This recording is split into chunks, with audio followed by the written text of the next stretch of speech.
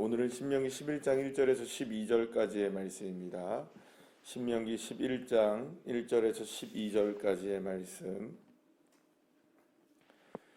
우리 다 같이 함께 한 목소리로 1절부터 합독하시겠습니다. 그런즉 내 하나님 여호와를 사랑하여 그가 주신 책무와 법도와 규례와 명령을 항상 지키라. 너희의 자녀는 알지도 못하고 보지도 못하였으나 너희가 오늘날 기억할 것은 너희의 하나님 여호와의 교훈과 그의 위엄과 그의 강한 손과 펴신 팔과 애굽에서 그 왕 바로와 그 전국에 행하신 이적과 기사와 또 여호와께서 애굽 군대와 그 말과 그 병거에 행하신 일, 곧 그들이 너희를 뒤쫓을 때에 홍해 물로 그들을 덮어 멸하사 오늘까지 이른 것과 또 너희가 이곳에 이르기까지 광야에서 너희에게 행하신 일과 루벤 자손 엘리압의 아들 다단과 아비람에게 하신 일, 곧 땅이 입을 벌려서 그들과 그들의 가족과 그들의 장막과 그들을 따르는 온 이스라엘의 한가운데에서 모든 것을 삼키게 하신 일이라. 너희가 여호와께서 행하신 이 모든 큰 일을 너희 눈으로 보았느니라. 그러므로 너희는 내가 오늘 너희에게 명하는 모든 명령을 지키라. 그리하면 너희가 강성할 것이요 너희가 건너가 차지할 땅에 들어가서 그것을 차지할 것이며 또 여호와께서 너희의 조상들에게 맹세하여 그들과 그들의 후손에게 주리라고 하신 땅 곧 젖과 꿀이 흐르는 땅에서 너희의 날이 장구하리라. 내가 들어가 차지하려 하는 땅은 내가 나온 애굽 땅과 같지 아니하니 거기에서는 너희가 파종한 후에 발로 물대기를 채소 밭에 댐과 같이 하였거니와 너희가 건너가서 차지할 땅은 산과 골짜기가 있어서 하늘에서 내리는 비를 흡수하는 땅이요 내 하나님 여호와께서 돌보아 주시는 땅이라. 연초부터 연말까지 내 하나님 여호와의 눈이 항상 그 위에 있느니라. 아멘. 할렐루야. 오늘 본문에서 모세는 1절에서 사실은 모든 내용들을 다 밝히고 있는 것을 보게 됩니다. 오늘 1절에 보시면 내 하나님 여호와를 사랑하여 이렇게 말씀합니다. 그러니까는 지금 모세가 계속해서 이야기하고 있는 두 가지가 있습니다. 가장 큰 건 뭐냐면 하나님이 이스라엘 백성들을 사랑하신다. 그러니 그 사랑에 대하여서 이스라엘 백성들은 뭘 해야 한다는 겁니까? 규례와 명령과 율법을 지켜야 한다. 그래야만 어떻게 된다는 겁니까? 이제 들어가서 차지하고 살게 될 가나안 땅에서 정말 멋진 인생을 살아갈 수 있을 것이다 라는 말씀을 계속해서 이제 하게 되죠. 그러니까 두 축은 뭐냐 하면 하나님이 이스라엘 백성들을 사랑하시되 너무나 끔찍히 사랑하신다. 그리고 이스라엘 백성들은 그것에 대해서 율법을 지켜야 한다라는 것입니다. 자, 그러면 여러분 한번 생각해 보시죠. 이스라엘 백성들이 율법을 지켜야 한다. 모든 것은 여러분 지킨다, 행한다. 여기 오늘도 이렇게 그 명령과 규례와 법도를 항상 지키라라고 나와 있는데 항상 지켜라 이렇게 얘기하면 여러분 부담스럽습니까? 안 부담스럽습니까? 부담스럽습니다. 모든 것을 이렇게 지켜낸다는 것은 부담이 굉장히 되는 일입니다. 아무리 좋은 일이어도 막상 그거 제가 하겠습니다 라고 얘기를 해도 막상 한다고 딱 얘기하고 지켜야 된다고 생각하면 그 시간부터 뭐가 됩니까? 짐이 되어지고 굉장히 이게 무거운 것이 되어져서 부담스러워지고 하면서도 계속해서 이거 해야 된다. 이게 마음에 이제 계속 그것이 쌓이게 되면 나중에는 그것이 이제 의무감이 되어지고 또 의무감이 되어질 때마다 그것이 우리들에게는 때로는 귀찮음으로 다가오게 되고 그거를 막 회피하고 싶어하는 그런 일들이 이제 벌어지게 되는 것이죠. 그러니까 항상 지켜야 된다.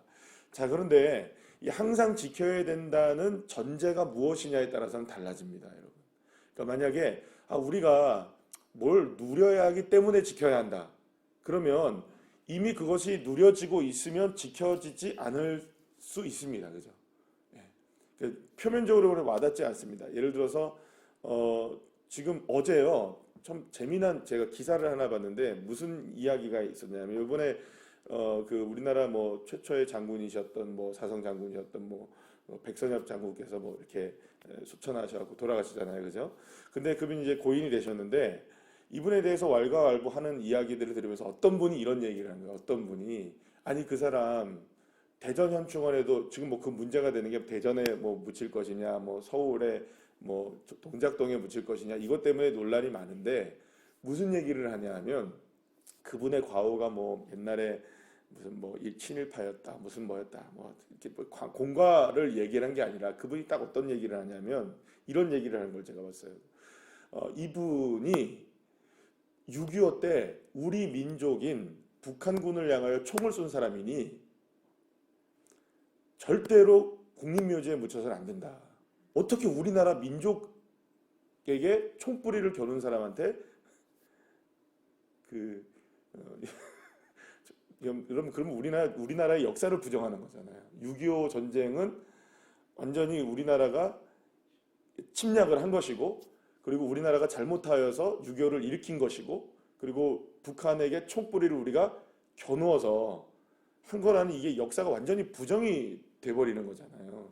그분이 뭐 친일파가 아니고 그거는 잘 모르겠습니다. 뭐 그게 그 문제가 아니라 우리가 지금 살고 있는 게 아무리 우리가 부정을 하려고 해도 6.25 때 그때 어마어마한 그 우리 연합군과 우리나라 군들과 또 연합군 그리고 뭐 우리가 많은 이야기들 알고 있잖아요. 학도병과 어린 학생들까지도 나가서 정말 그 총을 쏠지도 모르는 학생들까지 나가서 나라를 구하기 위해서 얼마나 애를 쓰고 우리는 그 전후 세대니까 잘 모르지만 그렇게 해서 이 나라를 지켰는데 그 모든 것들을 부정해버리면 지금의 우리의 삶도 부정되어지는 것이거든요.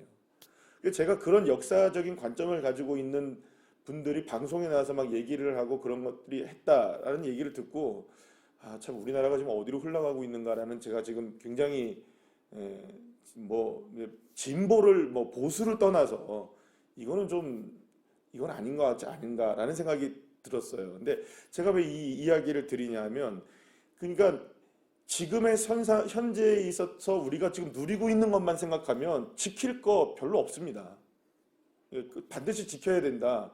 아니 지금 이게 누리고 있는데 뭐 빨리 저기 통일이나 하고 뭘 하고 이게 해야지 뭐 이거 합니까? 라고 얘기하면 모든 게 다 부정이 될 수가 있다는 거예요. 지킬 건 지키고 그렇잖아요. 지금 사실은 우리의 자녀들 아이들 같은 경우도 군대에 가 있잖아요. 지금 그 아이들이 지금 누구하고 싸워야 됩니까? 만약에 전쟁이 일어나면 북한과 싸워야 돼요. 그죠?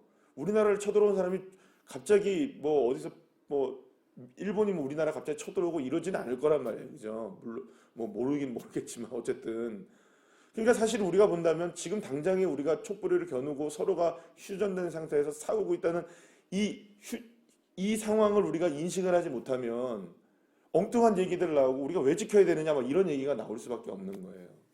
그러니까 제가 말씀드리려고 하는 거는 어떤 의미냐면 이게 의무가 되어지고 이게 이제 당연히 여기게 되면 지키는 것도 우리가 이제 흐트러지게 되는 겁니다.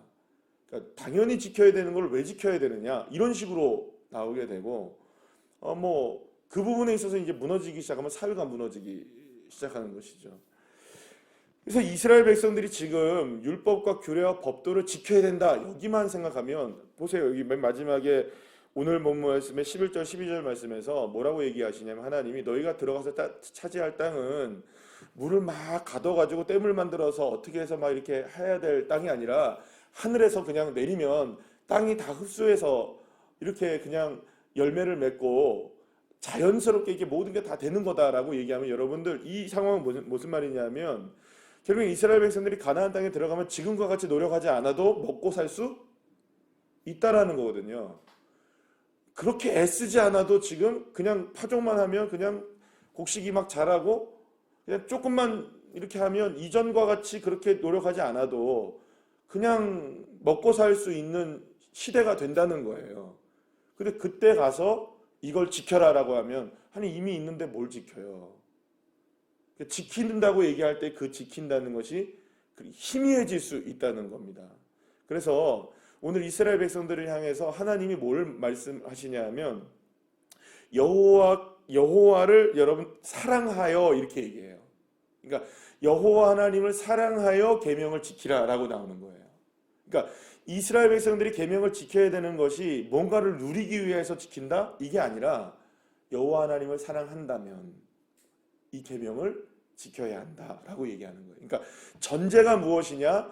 이 뭔가 이렇게 주고받는 입장에서의 문제가 아니라 그러니까 하나님이 이스라엘 백성들을 사랑하시는 것에 대하여서 이스라엘 백성들도 어떤 마음을 가져야 되느냐, 사랑에 대한 마음과 감정이 있어야 된다는 거예요. 그러니까 사랑이면 모든 것이 가능해진다는 거죠. 여러분 어제 그 밤에 이제 씻고 나와서 잠깐 TV를 이렇게 켰어요. 이렇게 켰는데 무슨 뭐 이렇게 프로그램이 이게 하는데 강연 프로그램이 이렇게 하는 걸 잠깐 봤는데 울산의 삼산동에서 그 돈가스 집을 하는 어떤 젊은 남자분이 나와서 자기의 사연을 얘기를 하는 거예요. 무슨 얘기인지를 들어봤더니 아이가 4명이래요. 결혼을 2번을 했는데 실패를 한 거예요. 그래서 그 아이 4명을 다 혼자서 키우고 있는데 첫째가 중학생이고 둘째가 뭐 이렇게 9살이고 뭐 이렇게 뭐 초등학생이고 9살이고 그다음에 막내는 5살이래요. 그래서 뭐 장사는 잘 돼서 다행히 맛집으로 소문이 나서 뭐 이렇게 되는데 문제는 여자 아이 1명이 있는데 그 9살짜리 아이가 2살 지능의 그 장애라는 거예요. 그래서 원래 그 있었던 그 전 부인에게 이 아이를 좀 맡기려고, 왜냐하면 이 여자 아이니까 잘 못 키우는 거예요. 남자 그 남편이, 아빠가. 그래서 잠깐 맡겨놨더니 이 그 전 부인이, 그러니까 엄마가, 애기 엄마가 이 아이를 내가 키우겠다 해서 데려갔는데 일주일도 안 돼가지고 문 밖에다 그냥 버리고 갔대요, 다시. 도저히 못 키우겠다고. 그래서 이 아이를 이제 키워야 되는데 너무너무 아이가 예쁜데 이제 자라고 있으니 이 아이를 도대체 아빠로서 이제 그 여자 아이를 이제 키워야 되는 게 만만치가 않은 일이잖아요. 홀로 키워야 되니까. 그래서 그것 때문에 고민이 되고 마음이 이제 불편하고 힘들어서 이걸 어떻게 우리 아이를 잘 키울 수 있을까, 이런 거를 이제 질문을 하고 이제 나와서 이제 이렇게 이야기를 했어요. 그랬더니 그 얘기를 뭐 쭉 나누는데 이제 맨 마지막에 이 아이가 나중에 자랐을 때 이 장면을 지금 이 아이를 위해서 아빠가 무엇인가를 이야기를 해주면 좋겠다. 나중에 지능이, 지금은 2살이지만 9살인데 2살이지만 지능이 조금 더 잘할 거라고 보고 그때 되면 한 10년이든 몇 년 후든 이 장면을 보면서 아빠가 너에게 해주었던 말이 있었으면 좋겠다, 아이에게. 그래서 이 아빠가 마이크를 잡고 이 아이에게 무슨 말을 하는 거예요. 아가야, 누구누구야. 말을 못 잊어요. 이 아이를 어떻게 키워야 될까? 이 아이를 향해 무엇을 얘기해야 될까? 뭐 이렇게 막 고민하다가, 이렇게 얘기하다가 말을 못 잊고 계속해서 무슨 얘기만 반복하고 있냐면 이 아빠가, 야, 아이야, 내가 너를 얼마나 사랑하는지 알지? 내가 너를 얼마나 사랑하는지 알았으면 좋겠다. 그래서 맨 마지막에도 말을 못 잇다가 결국에는 하는 말이 뭐냐? 아이야, 사랑해 하고 끝났어요. 제가 그 모습을 이렇게 보면서 오늘 본문을 이제 뭐 설교를 좀 이미 다 해놨지만 제가 이 이야기를 여러분들하고 나눠야겠다라는 생각이 들었어요. 여러분, 사랑이면 가능합니다. 우리가 사실은 그 부분에 있어서 그 아이의 아빠에 대해서 어떻게 뭐라고 얘기할 수 있는 입장이 아닌 거예요. 뭐 이래라 저래라 우리가 수많은 이야기들을 할 수도 있을 거예요. 그러나 그 아빠는 그 아이에 대해서 딱 한 가지 이유만 들고 있는 거예요. 사랑하니까 그 아이에 대해서 끝까지 자기가 책임을 지겠다. 사랑하니까 지키겠다. 사랑하니까 할 수 있다. 사랑하니까 내가 그 아이를 끝까지 돌보겠다. 이유가 무엇인가요? 만약 그 아이를 통해서 무엇인가를 얻으려고 한다면 지킬 수 없을지 모릅니다. 그 아이를 통해서 무엇인가를 내가 누릴 수 있다면, 누리는 것만 누린다면 여러분 지키지 않을 수 있어요. 혹은 누리는 게 없어진다면 안 지킬 수도 있어요. 그러나 그 모든 상황 속에서 그 아이를 끝까지 지킬 수 있는 한 가지 이유가 있다면 그것이 사랑이라면 될 수 있는 것 아닐까. 마찬가지로 우리 역시 하나님이 우리를 사랑하신 그 사랑은 측량할 수 없는 하나님의 사랑 아니겠습니까? 어찌 나 같은 죄인을 구원하실 수 있으시겠습니까? 어찌 나 같은 죄인을 주님께서 구원하시고 십자가로 용서하실 수 있으시겠습니까? 어찌 더러운 저를 깨끗이 씻어주실 수 있으시겠습니까? 어떻게 저의 마음속에 있는 우리의 그 심령 가운데 있는 이 더러운 것들을 주님께서 용서하실 수 있으시겠습니까? 주님께서 저와 여러분을 사랑하시고 용서하신 그 사랑의 크기를 우리가 측량할 수가 없지 않습니까? 그 사랑을 정말 우리가 안다면 우리 또한 주님을 뭘 지켜야지 해서 사랑하는 것이 아니라 그 사랑에 우리가 사랑을 한다면 그저 우리는 지킬 수 있지 않겠습니까?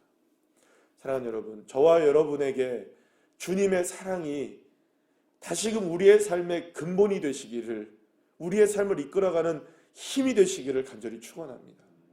다른 건 없습니다. 수많은 이야기들을 해도 사랑 앞에는 우리가 아무런 말도 할 수가 없어야 하는 것입니다. 뭐 이렇습니다, 저렇습니다. 우리의 신앙도, 우리의 교회도, 이 나라의 민족도, 우리의 가정도 무엇도 다 이렇습니다. 주님, 수많은 불평을 할 수 있어도 딱 한 가지 우리가 불평할 수 없는 것이 있어요. 주님이 나를 사랑하셨다는 사실.